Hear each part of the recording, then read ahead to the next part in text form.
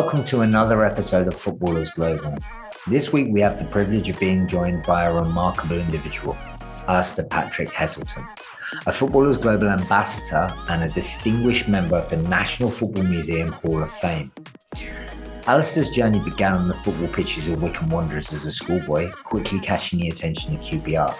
However, fate dealt a challenging hand in 2006 when a car accident left him in a coma for 2 months with a prognosis that he would never walk again. Against all odds, Alistair defied expectations. In 2011, he played a pivotal role in the lead-up to the 2012 Paralympic World Cup final, and just 4 months later proudly represented Team GB in the Paralympic Games.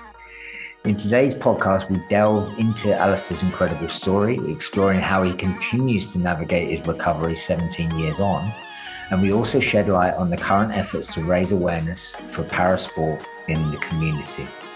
Without further ado, let's kickstart this episode by immersing ourselves in Alistair's inspiring journey. Yeah, sorry. Thanks for having me, first of all. But my story is one of like many young boys' dreams of one that wanted to go on to be a professional footballer. I did get there, after some time and all the trying. But then, life at 23 took a rather strange twist, and often at the time was said it was for the worst. But it turns out that it may have actually been for the better in terms of career and everything that I was able to then go on and do. As you may know, my best friend and also an ex-professional footballer, Simon Patterson, died in that car crash when he was driving, and me being a front passenger, went through the windscreen with him and out of a coma, some time later. But one of the things that my family were told and I was told was I might never walk again, or I might not be able to live a independent life again.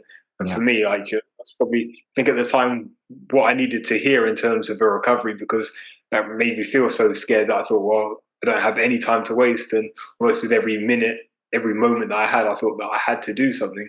And the first thing I did was look after myself physically and made steps to be able to walk again and overcome each challenge. But then beyond that, people often think, okay, well, Alistair, it was great. You made this great recovery and became a footballer and started playing para football. But I often think that, my recovery didn't even really begin until I started actually playing para football, because I got better, but my recovery and me as a person actually got so much better after I took part in the sport again. And then I thought I really started recovering and doing so much better and felt more fulfilled. And then was able to go on and achieve some some real life goals in terms of competing at Paralympic Games, home Paralympic Games as well, representing nation, scoring against Argentina. And for me, the biggest sort of professional moment was being inducted in the Football Museum Hall of Fame. And I'm currently in that museum next to Stanley Matthews. So it's Wow. A real, that for me, that's exactly how I felt when I heard it, That's a fantastic story. I mean, that the recovery itself, how long was that process? What period of time? Well, that's $1 million question, because I still feel even to this day, and we're talking 17 years on, I'm still recovering, because I've only recently found out that I've been officially diagnosed with epilepsy now, which dates back to the head injury. But generally, you're always told you get about a 5-year recovery, and you'll make 5 years worth of recovery. And then after that, your recovery starts to plateau out and it doesn't accelerate the way you'd want it to. And for me, when I heard that, I thought, well, for the next 5 years, I can't waste any time at all, because I'm just going to have to make sure that I'm doing as much as I can, because in 5 years' time, wherever I am, that's going to be my limit. Then I don't want it to fall short of anything, So I really do remember pushing myself as hard as I could as soon as I heard that from neurologists and doctors. So how old were you when the accident took place? It was just a month after my 23rd birthday. Right. And from that point, obviously being in the coma and then coming through that,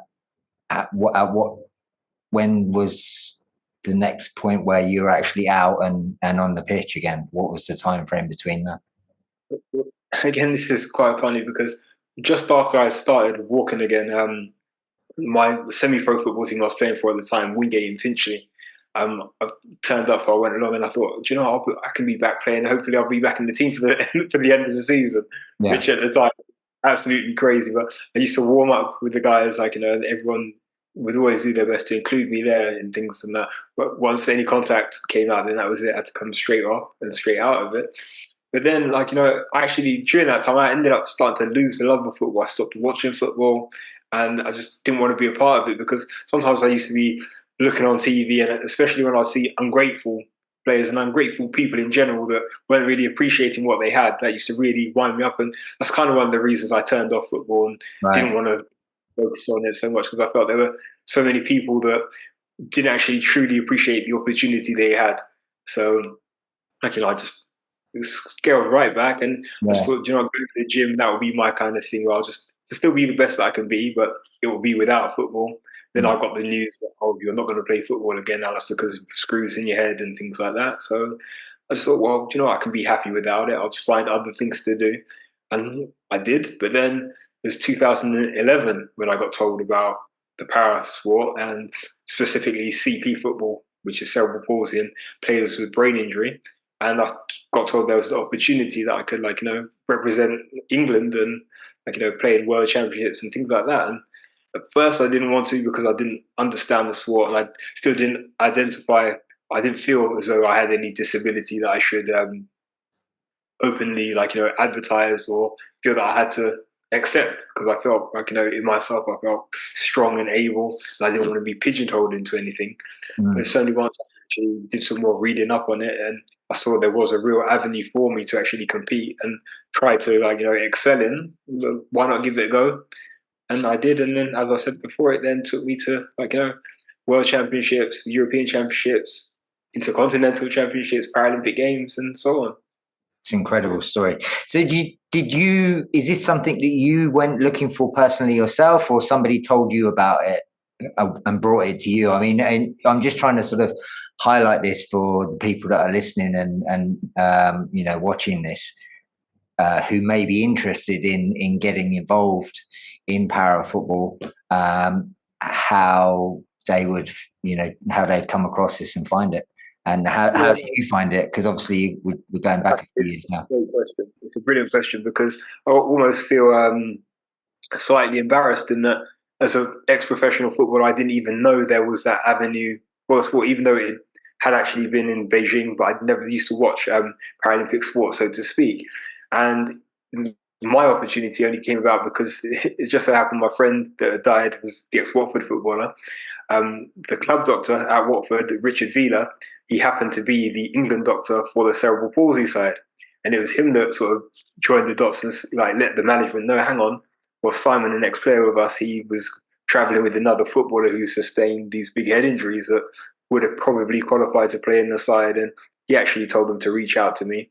And the FA directly, Lyndon Lynch, the manager at the time, did get in touch. And they actually really did everything to educate me more about the sport, and actually really got me into reading up and finding out more about it. And it was ever since then I thought, well, one thing that I can do is try to be a bit more of a spokesperson and advertisement for the sport, because I think everyone should actually be aware of it at least. So at this point, when this was brought to you, was this at that stage where you'd fallen out of love with the game? And I hadn't played football it would have been 4 years. So what did it take for you to come back and get your boots back on? It was, I think, just the sort of the persistence on one part from people trying to help me.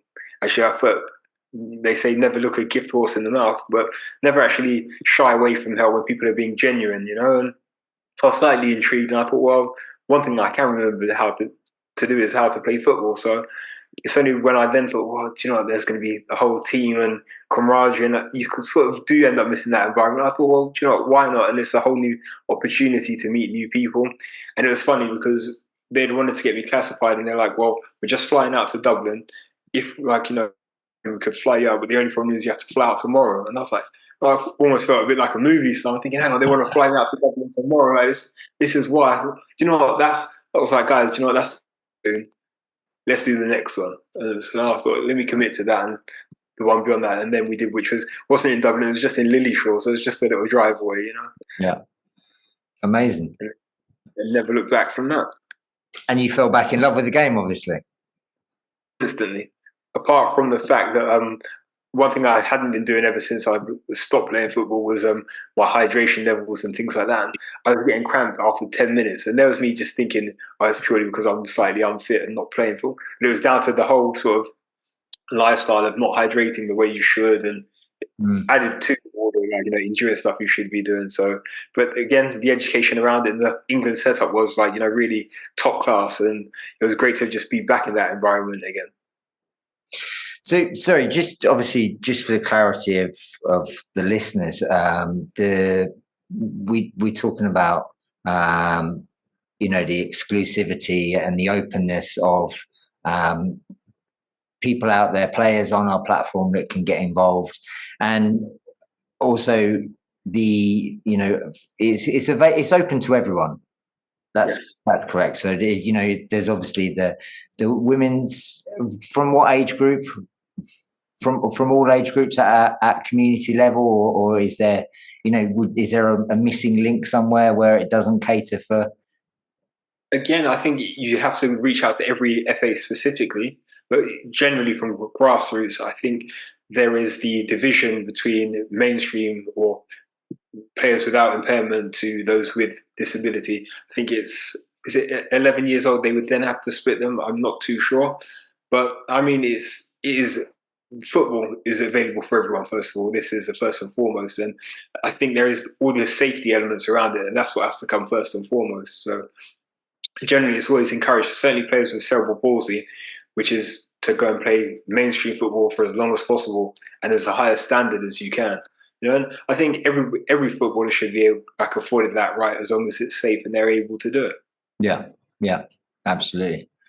Robert, obviously, this was the like one of the key reasons why you wanted to have Alistair as an ambassador on Footballers Global. Is it incredibly inspiring story, and the advice and help that he can offer the players on Footballers Global itself. Yeah, we when I come up with the idea of Footballers Global, I was exploring all football, and I come across a lot about power football. So I just joined a few groups, and I was just intrigued, and I dived in. And Alistair just touched on it. There is, football's for everybody. So literally, as soon as I sort of started to come across football is for everybody, then I wanted to open the platform to everybody, and I started diving into the opportunities that was out there, and I was talking to a few people that was involved, and I just thought, what, our community is for everybody. I want to mix these players up. I want to create opportunities for para players, as just the same as the mainstream players are getting, so showcase games and things like that. And I was speaking to a couple of players, and they said that when they were looking for opportunities of any type within the para game, they had to travel quite a long way to find it, and the dates wasn't as regular as as all the other events that was going on in their local towns, and it was quite a big a lot of organisation for them to get them to the venues and to get them back and get drivers and whatnot. So I just thought, what, I wanted to get involved, and I just wanted to invite everybody. So I thought, okay, I'm going to speak to some people, and lucky enough, come across Alistair. I got introduced to Alistair, and the story just speaks for itself. I was going to sit here and sort of say about the story, but we just heard it. It's absolutely amazing, and it's a role model. And again, with the ambassadors that Footballers Global reach out to, it's all about role models. It's all about looking out for the players and getting inspirational people in front of them. And to be honest, from my personal point of view, that I don't think there's anyone better than Alistair to sit in front of these kids and tell his story, and teaming up with Footballers Global, getting this community and just creating something great. And I believe that together, with the vision of what we want to do, we get these players on board, and there's some great things happening, competitions and giveaways and all this stuff, just to be inclusive on the platform. And everybody, it's a level playing field of Footballers Global. We've said that from the beginning, and so that's what we want to create. And I do believe that with Alistair, and you know, everybody looks up to Alistair, and like you said, he wasn't aware of the opportunities out there until someone got in touch with himself. So again, Footballers Global want to help with the awareness of it, and let everybody know, you know, there is a fantastic life out there for para footballers. You know, Alistair's travelled the world, been part of the Olympics. You know, it's huge stuff. So we just want to work with Alistair and get it out there and build a community and let these players showcase themselves, give these players the level playing field, and help them also create their highlight videos and their CVs and get all the teams involved and get the, you know, all the bigger teams looking at the CVs on our platform, and maybe again inviting some players for some trials and just getting together and just seeing what a community can actually do within Footballers Global.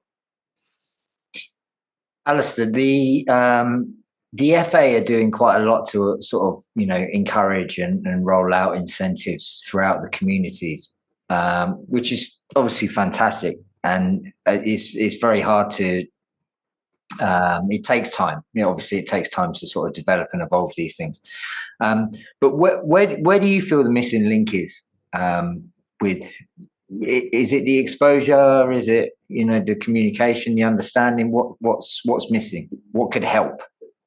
Again, I think Rob, some of the words he said perfectly, which was like, you know, level playing field from the beginning. And I certainly think that Rob came to me at the very beginning, and I think there's almost no excuse, because with para football now, generally with things that aren't mainstream, it tends to come across as a bit of an afterthought. So we set everything up and then we say, oh yeah, now we must include such and such and who else.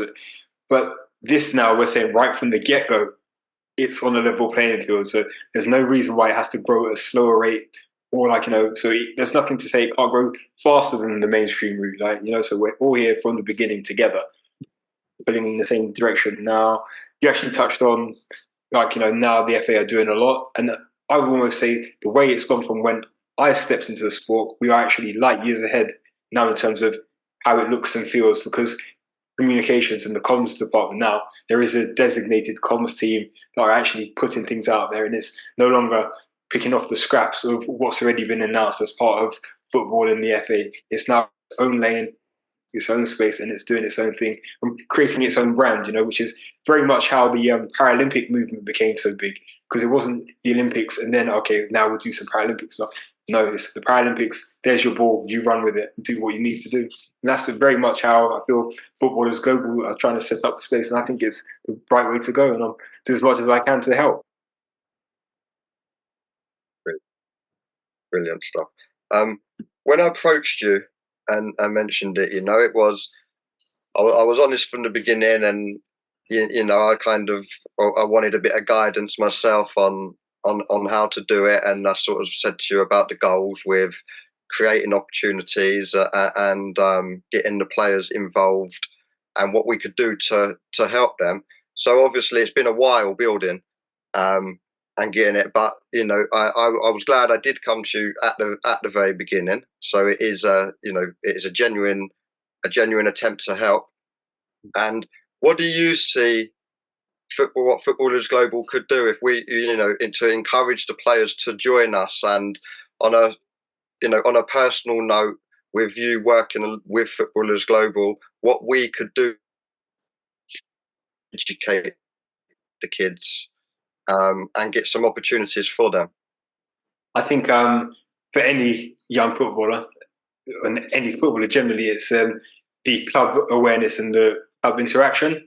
So personally, I think if we can get as many community foundations and as many clubs actually endorsed and registers and signposted on here, so actually every player feels that actually, do you know what, there is a pathway here, there is a, like, you know, opportunity to be seen by this club. That's my favourite club. That's who they play for. That's who I'd like to be a part of. And it actually gives real direction within setting goals and actually real purpose for what they're doing. And I think that would actually be a good relationship to forge, definitely. Fantastic, because we do, since I last spoke to you, we have actually added registration for teams. So the actual teams can register themselves now and start to advertise their teams and what they're doing within their local areas and stuff. So not only was it where, previously scouts and stuff could come on and find players, now the players can actually look for their local clubs. So we're actually bringing it together from both sides. And so just before, like, Liam's got a couple more questions, but on our community, we've also got referees that are allowed. And the big thing of Footballers Global is still education and just awareness. And we want to be somewhere where players can come and get the correct information and find stuff out. Now, with our referee section, to become a referee within the para game, is there any extra type of training or anything like that? Or can a referee volunteer to then go and referee an under-15s, cerebral palsy team? Or so, is there extra sort of first aid training they need or anything like that? I don't believe there is that. So I do believe a referee, almost like having a UK driving license, would allow you to drive overseas almost. I do believe, because there are adaptations, so there will be, like, any refreshing in sort of rule implementation. For example, throw-ins can be taken overhead like a traditional throw-in, or they can be rolled in, but then rolled in where they have to hit the floor before 2 meters have passed, therefore to keep it fair, so you can't just be lugging the ball anyway. So it is just a case of sort of prep, just refreshing around adaptations to rules and things, which is all about making sport inclusive, so I don't think there's any additional qualification a referee would need. Well, brilliant. Thank you, mate. With, obviously, since you came into the game, what's the biggest changes you've seen? Well, certainly when I speak from my own perspective, yeah, the biggest, and that is the standard. And when I say the standard, I mean, believe it or not, now I would actually be outclassed and I wouldn't be allowed to compete in the sport, because apparently my deficits aren't great enough to allow me to compete at the para level, which I do think is a bit of a shame, because apparently there was some complaints that people couldn't actually tell the difference or couldn't see why the players had a certain disability and why they would be grouped as a mainstream footballer, which you can take as a compliment in one hand, but then you can be slightly annoyed in the other, So yes, we've done a lot to bridge the gap between standards, but then it's quite emotive that what you're saying, we're too good, we've recovered, or we've dealt with our sort of deficits so well that we're now being told we're too good to compete in a sport, which I don't actually quite. I don't like the message that sends out. No, but is it? But is that the case now? Is that still the case, Alistair? Yes, that is. So the class, I was in the classification as an 8, which meant that I was the least affected by my impairment. And so you go from a 5 to an 8, 5 being the most severely affected, so it could be on both sides of their body and had running difficulty, etc. Me being a class 8, I was the least affected, but so I was all around balance and things like that. But now they said the class 8 in itself, the standard was too high. Now we have to just take that out of the sport completely, because that way people watching can actually then see there's impairment and things like that. And yeah, it wasn't great. So you did have a lot of 8s having to retire or withdraw from the sport, So so basically you're saying there's a void in between the two where you would sit now if you were still playing professionally, and you wouldn't be able to compete. Well, this is it. I wouldn't be able to compete. I wouldn't be able to compete as a Paralympian, para footballer, and I wouldn't be able to compete in mainstream football. Which is, when we talk about football sport, well, okay, how, where do I go? Yeah. So are they looking at that? Are they looking at sort of changing that, or is that sort of set in stone? Well, again, we'll have to see how that goes, because CP is where they'll have to make certain amendments to rules and things like that. But then beyond that, in terms of Paralympic Games, I know the sport CP football in itself is actually, because when we talk para football, we're not only talking CP football, but because we've got visually impaired football, hearing impaired, learning difficulties, etc. I'm speaking specifically around cerebral palsy football, because it's what I know. Now that sport's off the Paralympic roster, if you like. And again, in part that was because the standard was becoming so great that, well, we can't. How do we actually show impairment to an extent? Yeah, it's interesting. Yeah, very interesting. But then what that does actually show is the beauty of that is the actual increase in para sports and inclusive sport, because now there's more and more sports, and the backlog of sports wanting to be on the Paralympic register is massive now. So there's waiting list, which is a good thing, and it just shows there is that parity for everyone. Yeah, and is the numbers in the women's game similar to the men's? And again, almost like what we had in mainstream football, where the women's game was so far behind for a while. I think women's CP football has actually started a lot sooner in its journey than it did in mainstream football, but it's still slightly behind. However, it's increasing. Right. And do you think the Sorry to jump on you again. With that said, para football, the hearing impaired and deaf women's football, it's massive, and again of a very high standard. So that you can almost argue is ahead of the men's game to a certain degree. Right. Wow. No, I'm just interested to know, like, obviously the women's game in mainstream football, with the help of the Women's World Cup, more games being televised, more exposure, more visibility, increased the level of support for the women's game, and increased the number of young girls getting involved with the women's game.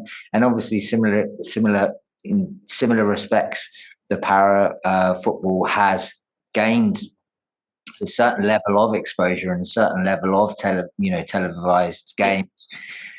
Do you feel that's? I mean, obviously, it's only helped, but has there been a significant uplift in numbers as a result of people watching the sport and thinking, I'm good enough to get involved in this. I can definitely become part of this, or I want to get involved, but how do I do it?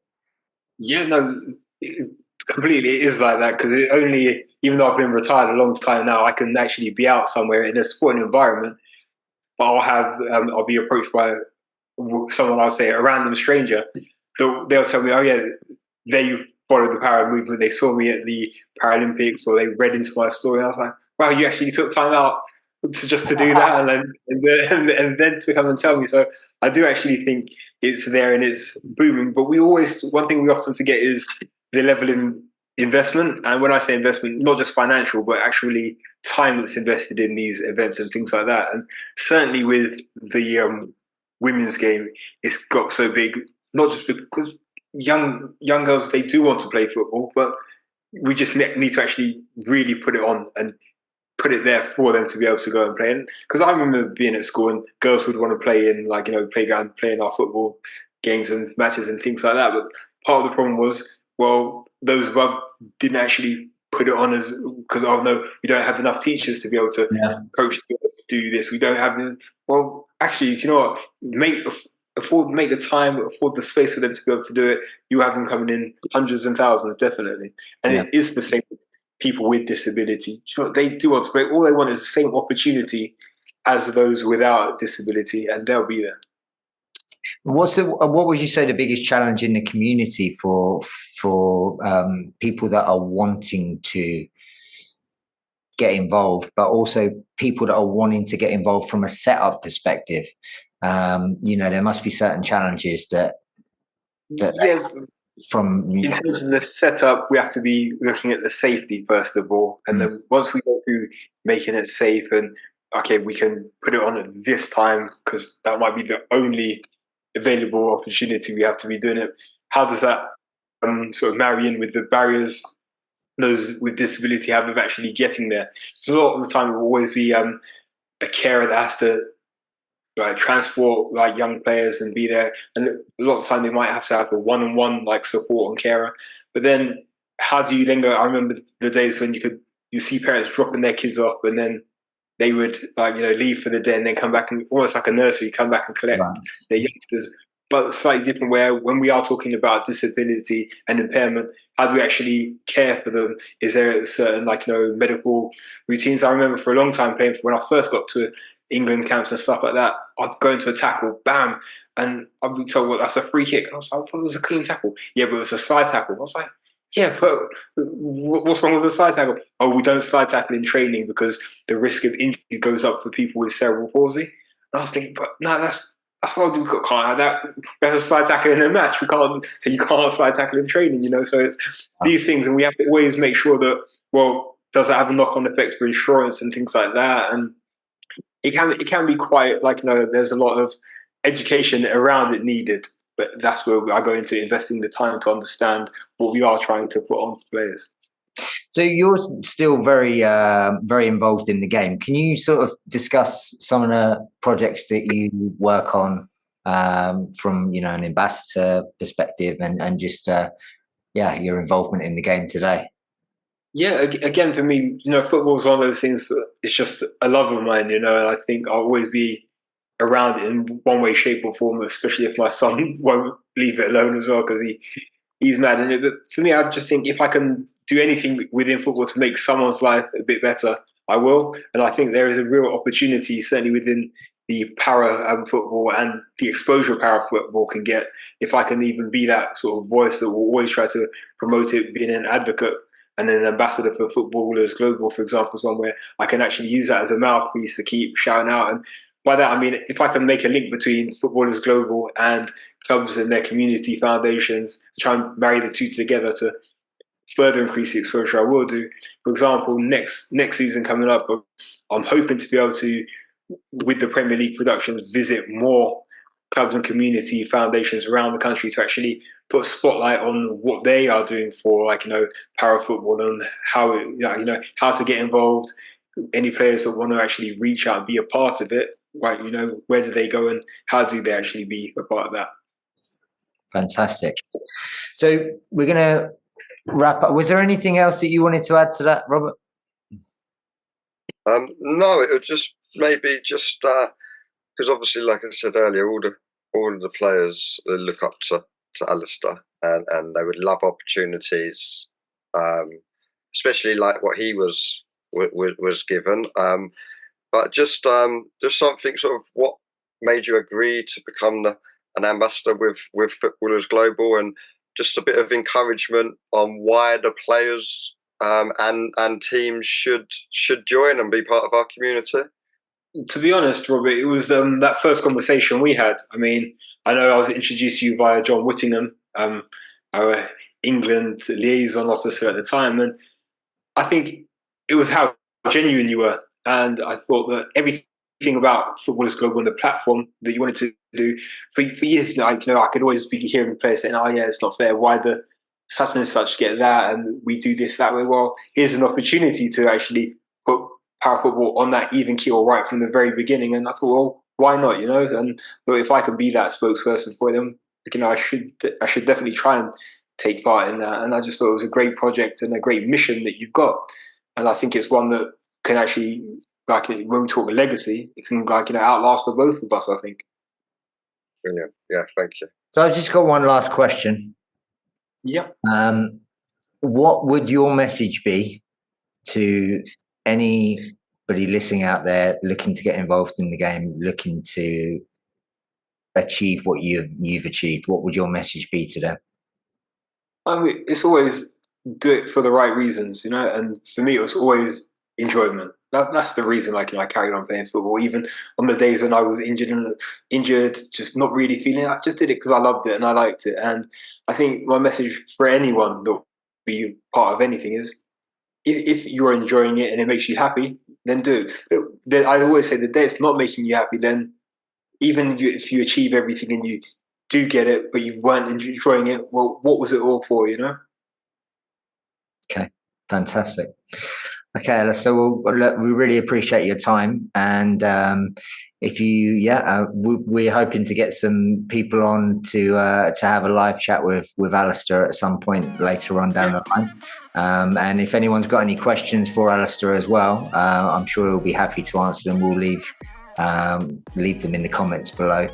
And I really, really appreciate your time. Thanks again, Alistair. Thanks for coming on. Thank you for having me. I look forward to speaking to and answering any questions I need to. I've enjoyed it. Thank you very much, mate. No worries at all. If you have yet to check out footballersglobal.com, follow the link in the comments section below or visit us at www.footballersglobal.com.